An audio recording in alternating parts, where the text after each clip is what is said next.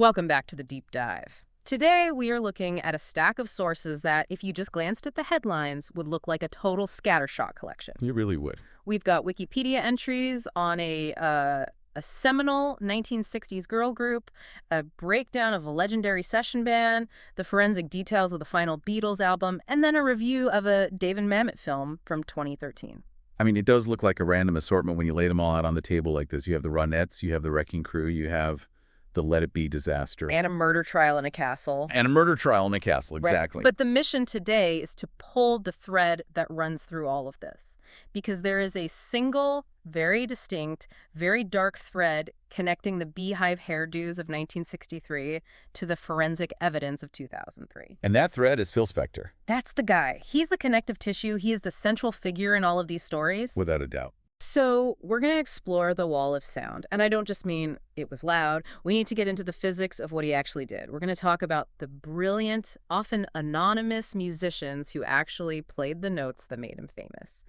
We're going to look at his collision course with the biggest band in the world, the Beatles. And then, well, we have to go to the dark final act.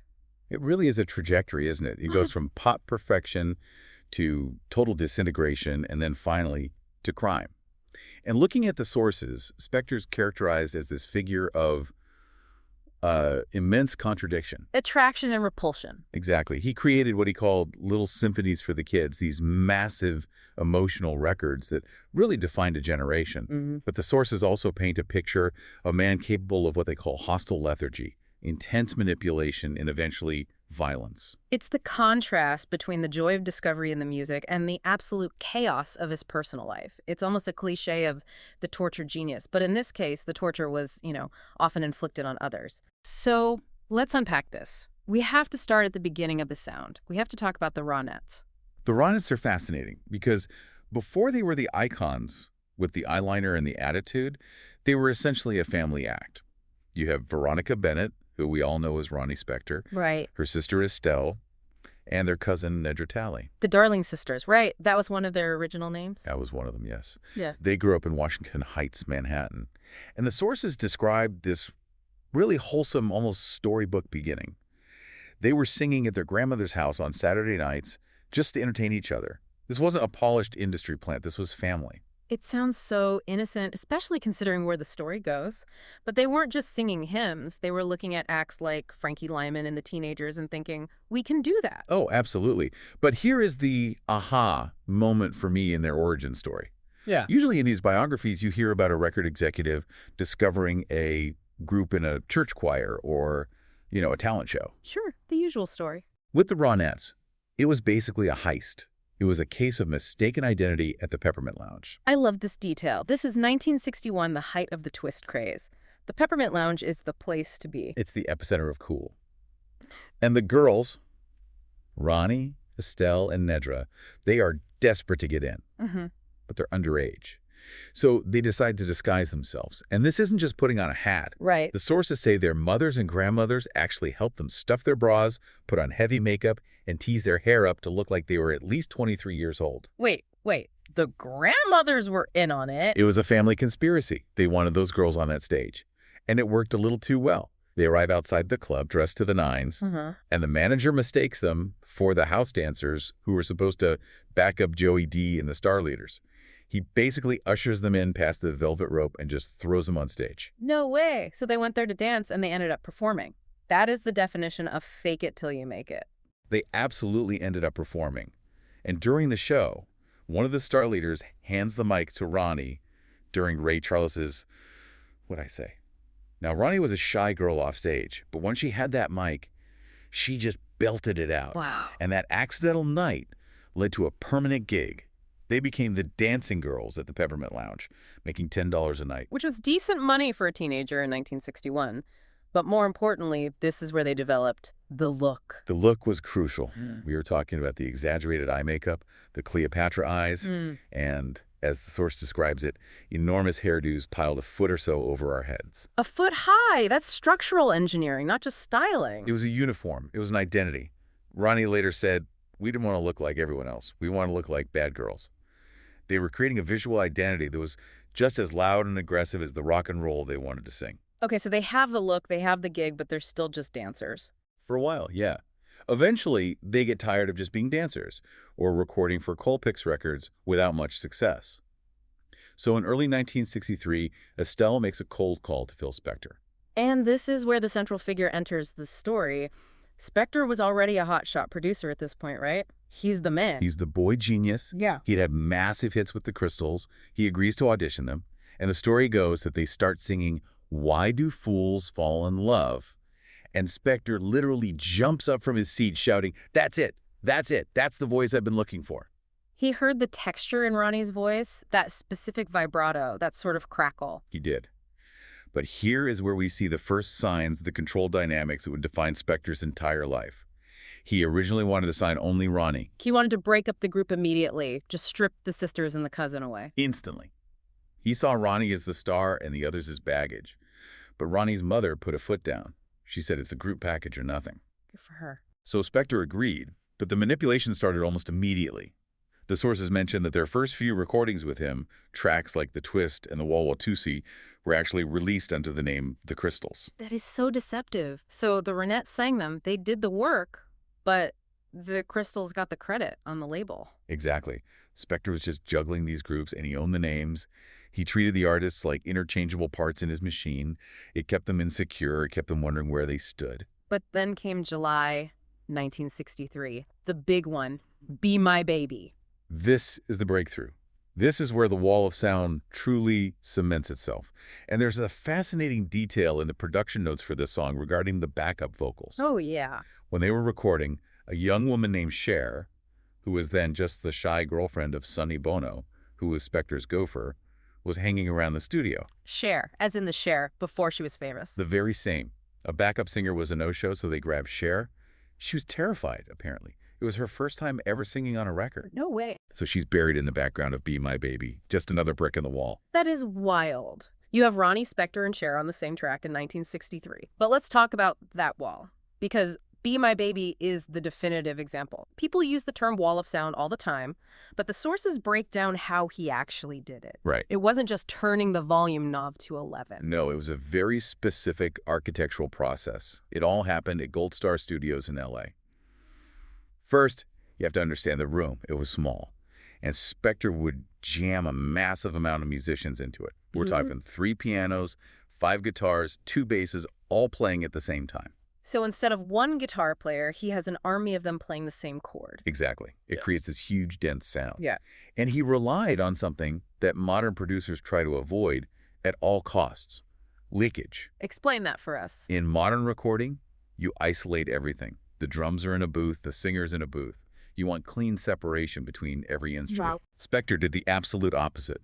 He wanted the sound of the guitars to bleed into the drum microphones. He wanted the pianos to bleed into the bass mics. It created this thick, muddy, cohesive texture where you couldn't really tell where one instrument ended and another began. It becomes a single organism of sound. Right. And then, the secret sauce, the echo chambers. Gold Star had these small, concrete trapezoidal rooms in the back. Spector would pump that muddy sound from the studio into these concrete bunkers, let it bounce around, and then record that reverberation. That's what gives Be My Baby that cavernous, almost apocalyptic sound. And he insisted on mono, right, even when stereo was becoming a thing. He hated stereo. He said stereo was for people who wanted to hear the separation. He wanted to control exactly what you heard from one speaker. He called it a keyhole. He looks at the keyhole and you see exactly what he wants you to see. If you have 2 speakers, the listener has some control over the balance. Spector wanted total control. There's that word again. Control. He controlled the mix, he controlled the release. And Be My Baby was a smash. Number 2 on Billboard. It influenced everyone. Brian Wilson of the Beach Boys was so obsessed with it that he apparently listened to it thousands of times. He wrote Don't Worry Baby as a direct homage to it. It was the absolute peak of the wall of sound. But as we know, the partnership didn't stay strictly professional, and the control moved from the mixing board to the living room. It did. As the Ronettes' popularity started to wane around 1965, partly because the Supremes and the Motown sound were rising, Spector's control over Ronnie just tightened. They married in 1968, but by then he was allegedly refusing to release their finished songs. This is the part that drives me crazy. Why would he bury his own artists? Why record a hit and then just shelve it?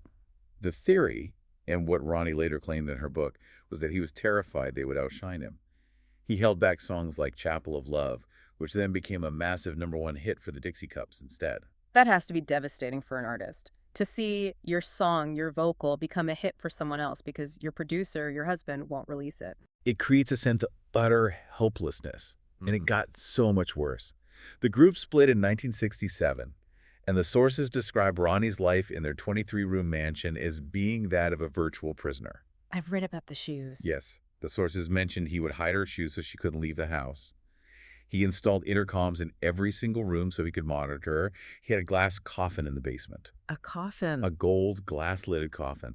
And he told her he'd put her in it if she ever tried to leave him. It's like a horror movie, a gothic horror story. She eventually had to flee in 1972. She literally ran away barefoot, with her mother's help, to escape him.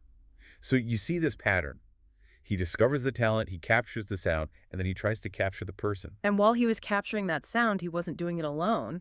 We talk about the wall of sound as if Spector built it brick by brick with his own hands, but he had a construction crew. Yeah. A very specific, very elite group of people. He absolutely did.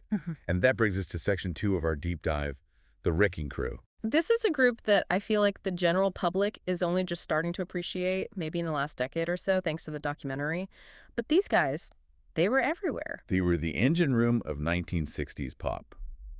The Wrecking Crew was a loose collective of Los Angeles session musicians who played on almost every major hit from roughly 1962 to 1972. When you say loose collective, what does that mean? Were they a band? Did they have like a union card that said Wrecking Crew? They were all union musicians, but they weren't a band in the sense that they toured together or had a logo. They were the first call players. And to understand why they were the first call, you have to understand the economics of studio time in 1962. Time is money. Exactly. Tape was expensive. Studio rental was astronomical. If you hired a garage band or a young pop act, they might take 50 takes to get the rhythm right. They might get nervous. They might drift out of tune. Hal Blaine, the drummer for the Wrecking Crew, could nail it in one take. So they were insurance policies. Precisely. They were the difference between a $500 session and a $5,000 disaster. You hired them because they were surgical. But where did the name come from? The Wrecking Crew. It sounds aggressive, a little dangerous. That is actually a point of major contention in the sources. It's a bit of a he said, she said. Hal Blaine, the drummer, claims he coined the name. He said the old guard of session musicians, the guys in the blue blazers who played on Sinatra records, felt that this new generation playing rock and roll and T-shirts was wrecking the music business. So they embraced the insult? Kind of punk rock. According to Blaine, yes. But Carol Kay, the bassist, and we absolutely need to talk about her, she disputes this entirely. She claims they were never called that at the time. She says they were called the Clique. The Clique sounds a lot more exclusive, but I gotta say, the Wrecking Crew definitely has better marketing. It has more grit, for sure. And these musicians had grit. You look at the roster. Hal Blaine is reputed to have played on 40 #1 hits. 40. 40 #1s. That is statistically insane. That's more than the Beatles and Elvis combined. And 140 top 10 hits. The famous drum beat on Be My Baby, that boom, boom, boom, that's Hal Blaine. Of course it is. Then you have Carol Kay. She started as a jazz guitarist and switched to bass. She was one of the only women in this heavily male-dominated industry.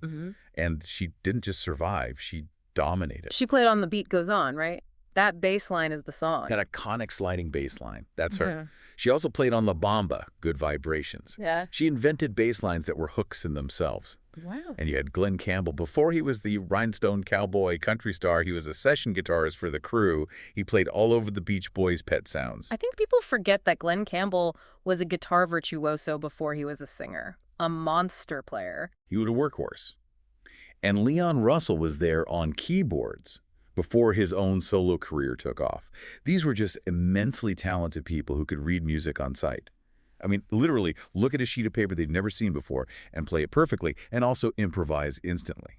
And this leads to what the outline calls the ghost players aspect. This is the secret part of the industry that the labels didn't want the kids at home to know about. This is the scandal. Because the public bought records thinking they were listening to a specific band, but often they were actually listening to the Wrecking Crew. Give us the biggest example, the one that still shocks people. The Byrds, Mr. Tambourine Man. Iconic #1 folk rock song. Sure. I can picture the band on the album cover with their Rickenbacker guitars. Well, keep picturing the cover, because that's just about the only place they were. The only member of the Byrds playing an instrument on that track was Roger McGuinn on his 12-string guitar. You're kidding me. The rest of the band, the producer didn't think they were seasoned enough. So the drums, the bass, the rhythm guitars, that was the wrecking crew. So the band is the face, but the wrecking crew is the muscle. Precisely. The same thing happened with the Beach Boys. The band played on their early surf hits, for sure, but when Brian Wilson moved into his complex Pet Sounds and Smile era, he needed an orchestra. He brought in the wrecking crew. They were the ones who could execute those complex symphonies he heard in his head. So the other Beach Boys, the touring band, basically had to learn how to play the songs later to perform them live. Exactly. And the Monkees. Oh, that was the famous one. The Monkees were the poster children for this. The crew played on their first two albums almost entirely. It wasn't until later that the band actually revolted. They fought for the right to play their own instruments on their own records. It was a huge battle for authenticity. So how does this connect back to Spector? He was the ultimate auteur. He used the crew as his palette. Remember, he didn't want individuals. He didn't want a star guitar player with a flashy solo. He wanted a sound. The wrecking crew were professionals who could check their ego at the door, sit in a room for 12 hours, and play the same 3 chords over and over and over until Spector got his leakage right. They were the perfect tool for a control freak. Reliable, talented, and most importantly, anonymous. Exactly. And for a long, long time, the architect got all the credit. Okay, so we have the architect of sound, and we have his elite construction crew. Now we move to section 3, the collision course. Spector meets the only band that was bigger than him, the Beatles. This is one of the most controversial, most debated chapters in all of music history, the Let It Be album. Right, and context here is key. It's January 1969. The Beatles are, for lack of a better word, imploding. Imploding is absolutely the right word. The project was originally called Get Back. The whole idea was to return to their roots, live performance, no overdubs, no orchestras, just a 4-piece rock and roll band playing together in a room. Which sounds great in theory. A palate cleanser after the complexity and the tension of the White Album. In theory. In reality, the sources describe hostile lethargy at Twickenham Studios. You have cameras rolling constantly for a documentary, which stressed everyone out. You have George Harrison briefly quit the band because he felt his songs were being ignored. He felt disrespected. Totally. You have John Lennon and Yoko Ono, who are inseparable, and sources note their heroin addiction was taking a toll on their engagement and creativity. And then you have Paul McCartney trying to be the cheerleader, keeping it all moving, but being seen as bossy and controlling by the others. It's just a miserable atmosphere, and this all culminates in the famous rooftop concert. Right, January 30, 1969, their final public performance. They played a few songs up on the roof of the Apple building, the police came and shut it down, and that was it. The Get Back sessions were over. But they had all these tapes, just hours and hours of recording. And nobody knew what to do with them. They were a mess. They handed them to their engineer, Glenn Johns.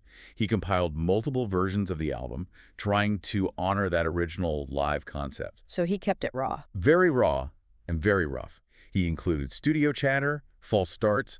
He wanted it to sound like a fly-on-the-wall documentary of a band at work. Which totally matches the Get Back concept. It did. But the Beatles rejected his versions. Multiple times. They just couldn't agree on anything. So the tapes just sat on a shelf. The band moved on, recorded the masterpiece that is Abbey Road, released it, and for all intents and purposes, broke up. So the Let It Be tapes are just gathering dust. It's the great lost album. And then in 1970, Alan Klein, their new manager, and John Lennon invite Phil Spector to save the project. They basically handed the wall sound guy the tapes from the Strict Back Roots project. I mean, it was a philosophical mismatch from day one. So Spector gets the tapes. What does he actually do? Because people talk about him ruining it, but what were the specific changes he made? He treated the Beatles like they were the Ronettes or the Crystals. He took Across the Universe, which was a delicate, almost psychedelic acoustic track, and he slowed it down to make it sound more mournful and added a choir. Okay. He added snippets of studio chatter like Dig It and Maggie May to give it this weird, fragmented narrative flow. But the big controversy, the nuclear option, was The Long and Winding Road. This is the famous dispute, the core of the issue. McCartney wrote The Long and Winding Road as a simple, sparse piano ballad. He wanted it to be really intimate. Spector listened to it and decided it wasn't epic enough. So without asking Paul, he hired an orchestra. A full A orchestra. 50-piece orchestra with strings, brass, and a 14-woman choir. He added harps. He layered this massive, schmaltzy Hollywood production over Paul's simple piano vocal. And Paul was not happy. Paul was furious. He was absolutely livid. He felt Spector had vandalized the song, ruined its integrity. He didn't even know what was happening until he received the finished acetate. He tried to get it changed, but the album was already being pressed. But let's play devil's advocate for Spector here. I mean, we've bashed him for overproducing, and Paul hated it. But didn't Lennon and Harrison have a point? Those tapes were a mess. They were. Without Spector gluing them together with those orchestras and choirs, would Let It Be have even been releasable? That is the counterargument, and it's a very strong one. Lennon defended it vigorously for the rest of his life. He said Spector was given the shittiest load of badly recorded shit. Yeah. Those are his words. And he made something commercial and listenable out of it. And frankly, he was right commercially. The album topped the charts. The single was a #1 hit. So McCartney sees vandalism, Lennon sees salvage. Exactly. And George Martin, their longtime producer, he felt completely sidelined and insulted. His reaction is legendary. He said the album credits should read, "Produced by George Martin, overproduced by Phil Spector." Ouch. That is the polite British way of saying this is garbage. The critics pretty much agreed. The NME called the album a cardboard tombstone. Rolling Stone criticized the embellishments. But the grievance lasted for decades. In 2003, McCartney finally spearheaded Let It Be Naked. Right. This was a remix project that stripped away all of Spector's overdubs. He finally got the last word. He did. It totally validated his original vision. But it also just highlights how divisive Spector's influence was. You could take a Beatles album and make it sound like a Phil Spector album. It really speaks to the power of the producer. Spector wasn't just capturing the sound, he was imposing his will on it, just like he imposed his will on the Ronettes. The parallel is striking, isn't it? Whether it was his wife or the biggest band in the world, Spector had to be the dominant force. So the 60s end, the Beatles break up, the Wrecking Crew starts to fade away. Let's talk about the aftermath in Section 4. The legal battles, and the financial realities.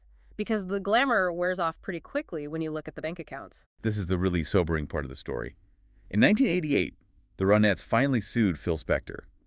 They were seeking $10 million in unpaid royalties and licensing income. 1988, that's 25 years after Be My Baby. That is a long time to wait for a paycheck. And the statistic that came out during the trial was it was shocking. Despite having these chart-topping, world-famous songs, despite being icons whose look inspired Amy Winehouse and whose sound inspired Springsteen, the Ronettes had earned less than $15,000 in royalties. Wait, hold on, say that again. 15,000 total. 15,000 over decades. That is criminal. How is that even possible with hits that are played on the radio every single day in movies and commercials? It comes down to the contract. And this is a warning to every young musician out there. The court actually found their plight sympathetic. The judge acknowledged that the women had been shortchanged, that it was unfair. Yeah. Legally. The judge ruled that the 1963 contract they signed as teenagers gave Spector unconditional rights to the master recordings. So the piece of paper won. The contract held. They got some back pay for other things, but the core injustice of the royalties was upheld because they signed that deal when they were essentially kids desperate for a break. That is just a harsh, harsh lesson in the music business. Talent doesn't equal leverage. What about the Wrecking Crew? Did they fare any better? Their decline wasn't legal. It was technological and cultural. In the 70s, the whole vibe changed.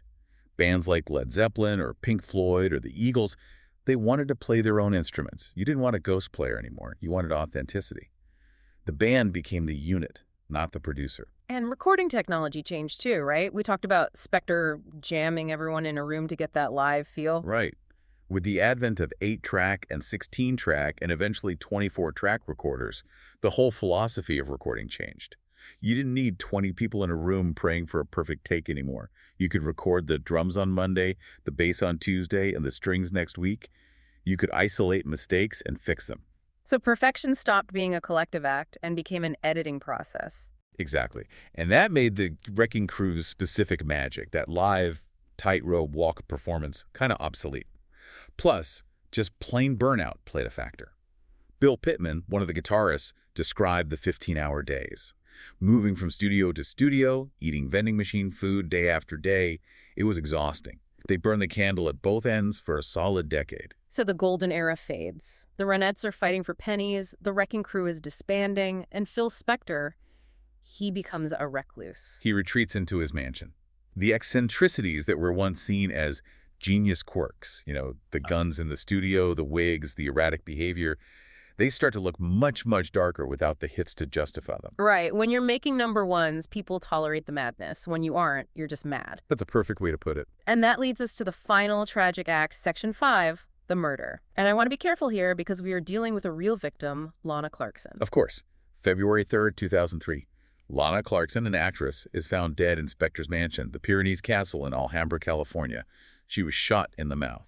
And Spector's defense was unusual, to say the least. He claimed it was an accidental suicide. His phrase was that she kissed the gun. Which is a horrifying phrase, and honestly, it sounds like something a screenwriter would invent. It took 2 trials. The first one ended in a mistrial, a deadlocked jury. But in the second trial in 2009, he was convicted of second-degree murder. But we're not just looking at the trial today. We're looking at how this was portrayed in the media, specifically the 2013 HBO film written and directed by David Mamet, because this film is a fascinating case study in how we mythologize genius. This film, simply titled Phil Spector, starring Al Pacino and Helen Mirren, is a very, very controversial piece of the puzzle. It opens with a disclaimer that is incredibly bizarre. It is. The disclaimer says, and I'm quoting here, "This is a work of fiction. It is not based on a true story." But then it uses the real names of the real people involved in a real murder trial. This isn't a true story, but here's Al Pacino playing Phil Spector. It feels like a massive cop-out. David Mamet, the writer and director, was very open about his philosophy here. He viewed Spector as a mythological character, like a minotaur in a labyrinth. He actually admitted in interviews that he didn't give a shit about the facts. He literally said that. Didn't give a shit about the facts. He did. He said he wanted to write a drama about the concept of reasonable doubt, not a docudrama about what actually happened.